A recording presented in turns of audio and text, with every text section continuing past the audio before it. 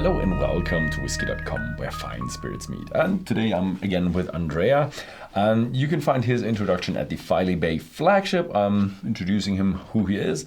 So, Andrea, you've brought us the Old Perth, two of them actually.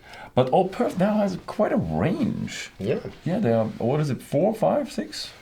They have, with the extension of the double sherry, now 4 core range whiskies, which are always available, and per annum, let's say at minimum 2 special releases, quite limited releases. And if they say limited release, it's limited. We talk about 5,000-6,000 bottles worldwide, not for Germany. Mm-hmm. So I think you told me that you launched the brand in like 10 years ago or so. I think you gave me the Old Perth original 10 years ago. It says 1908. Yeah, the brand Old Perth is much older. It's in fact founded 1908 in Perth. Perth, Scotland, not Perth, Australia. Oh yeah. The famous fair city and the famous city for blended whiskies. Till the 1970s, 80s, Perth was the blending capital of Scotland. 3 of the biggest companies were sitting there: Arthur Bell's, Tommy Dewar, and Famous Grouse. So really big companies. And a lot of smaller companies. One of these smaller companies was a company called Peter Thompson, blending company, broker, retailer, and one of the things they did was they were the, I think, Great Britain-wide distributor for Macallan. Ooh. And so the original Old Perth was a blended Scotch, not blended malt, and what was a very, very high malt content, over 50%, and most of the malt inside was Macallan. So it was a very high-class blend. I never drank it. I know of 2 still existing bottles. One is in the private house of Mr. Martin Thompson, the last owner of the company, Peter Thompson, and one is in the headquarter of Morrison, and they don't open it.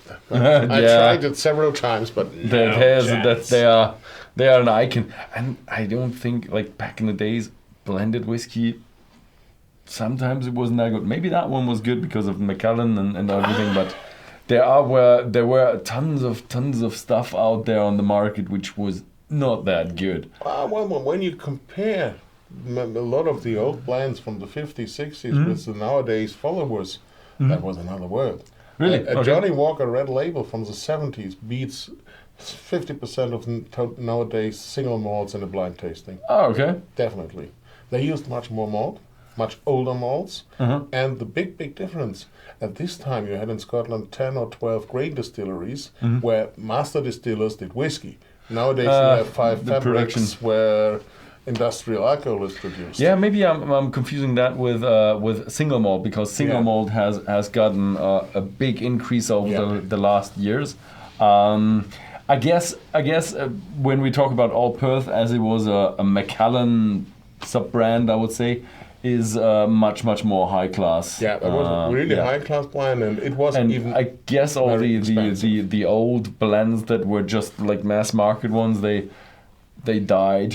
A lot of them died. This one died because it was too expensive. There are there is a documentation from the company meeting in late 70s, early 80s, from Peter Thompson, where they said, Old Perth is without doubt the best whiskey we have in our program, but it's too expensive and it's so ridiculous difficult to sell. Let's stay on Ben Eagles, you know these, which the bottles which have an eagle, a haggis, shack figures, and so on. That was their cheapest blend, but sold like crazy because of the fancy bottles. Okay. And so the production was stopped in 1982, and one at this time very young cooperator working there was Mr. Kenny Mackay, who later joined Morrison. First Morrison Beaumont, then Scottish Liquor Centre, Morrison and Mackay, Morrison, and he remembered this very, very good blend.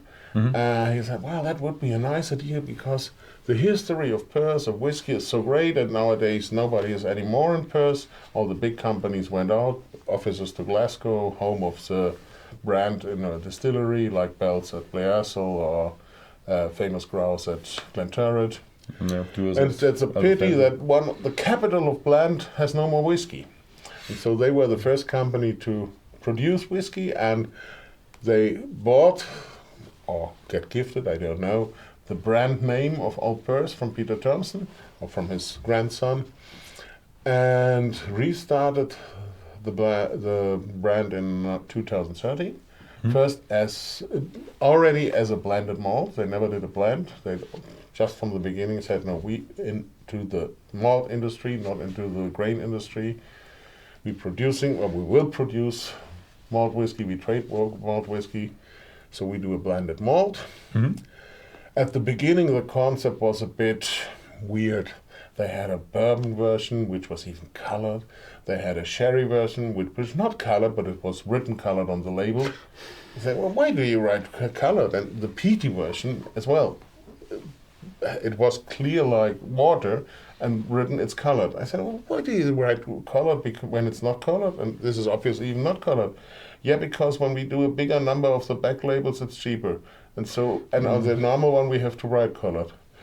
I've done that, and there's like, this is the German label. We put it on all the German bottles. Like, do you know what's written on that? No, it's the German label. It's in German. Look. It's only Germany and Denmark which requires that color has to be mentioned. It's the German label. Yeah, but you're not coloring. That says with coloring. Like, really?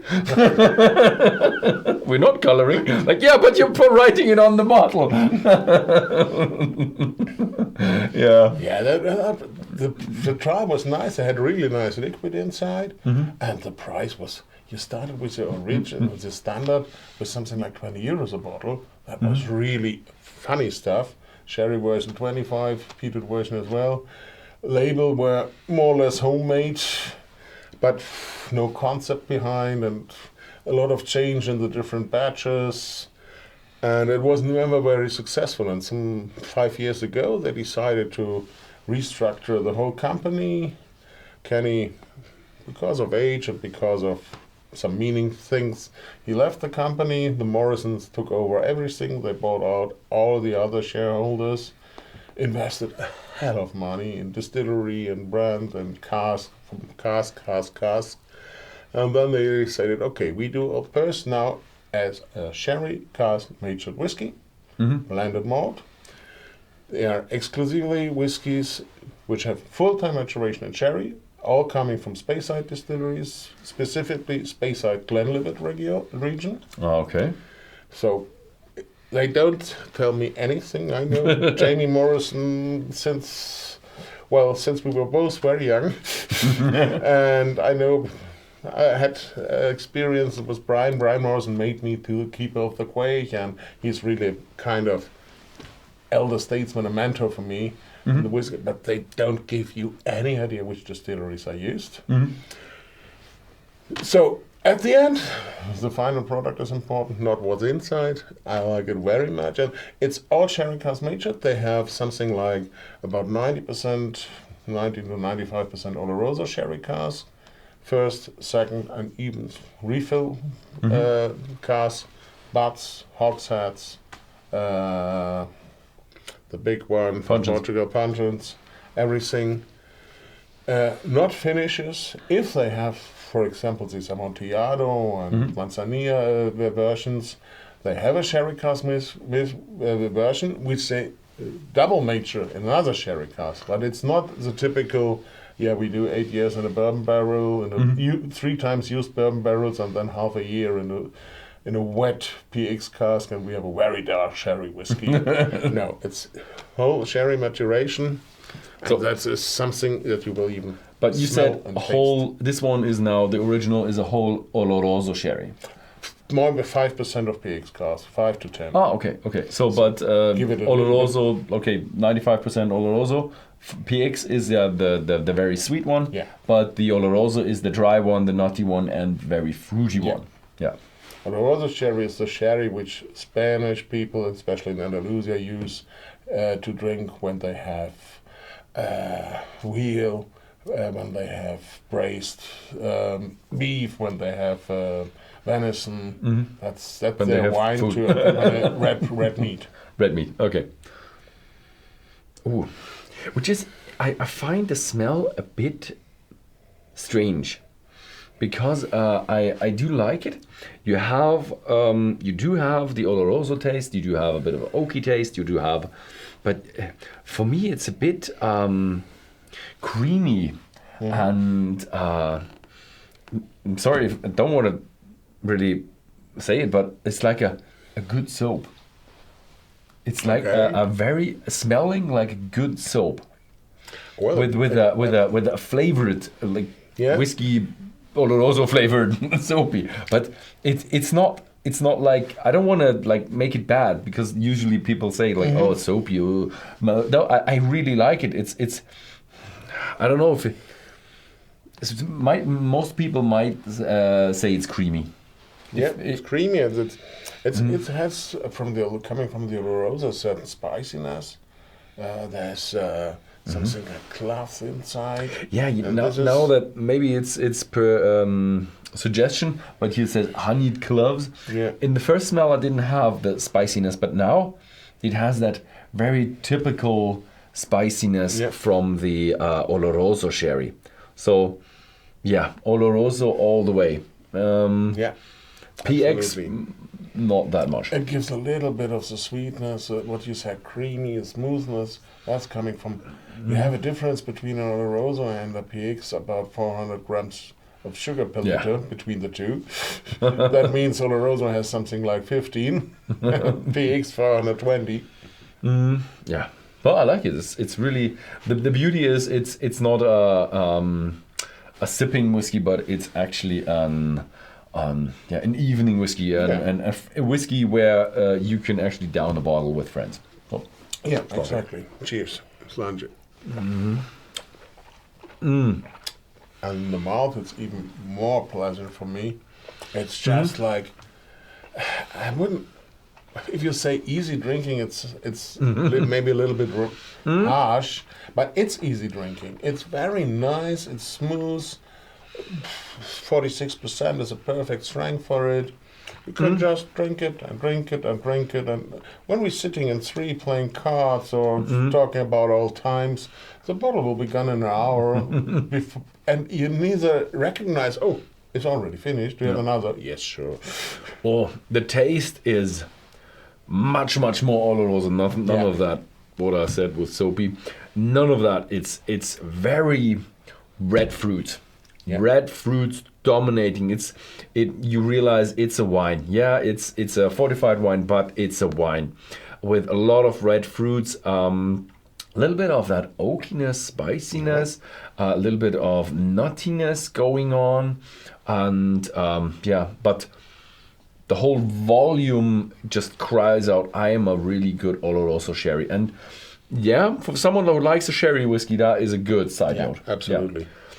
But it's even I'm not a big fan of sherry cask whiskies, because especially nowadays most of them for me have too much sherry. I love sherry and I love whiskey, but I normally prefer it in two separate glasses. But when it's done like this is a perfect. I won't say it reminds me of an old Macallan 12, the one from last century, but it's a bit of this style. These old style sherry cask whiskies were all, let's say, a little bit refined with a Paxaret, which gives this a special smoothness and sweetness that you don't have because it's forbidden since '86. But it's a bit of this style. You have the sherry, but you still have the whiskey, and it's not too woody or too sherried. It's a perfect balance. Yeah, I really like it. It's very nice whiskey, and what I also do like is it doesn't cost you an arm and a leg. No, absolutely. That's a good thing. You don't have a distillery name on it, and it's neither a single malt, it's only a blended malt, and this makes the price much more What I also do like is usually when you have the less pricey sherry ones, you get a bit of that pelty feeling sometimes, and I'm missing that. It's smooth. It's not velvety smooth and stuff, but it's smooth, but it has all of the fruitiness, but it's not like when you drink 2 or 3 glasses that you feel like feels like a carpet. Yeah, but that's for me the big difference is the full-time maturation instead of a short-time finish, which then whoops. Yeah, and with the when wet you have this cask. short-time finish, use a drop of water and you will see whiskey and finish split off. Okay. Good. So thank you very much, and thank you very much for watching. If you are interested in the Old Perth original, have a look in the description below or at the Whisky.com shop. You will find the Old Perth whiskies there. And thank you very much for watching, and see you next time. Bye bye.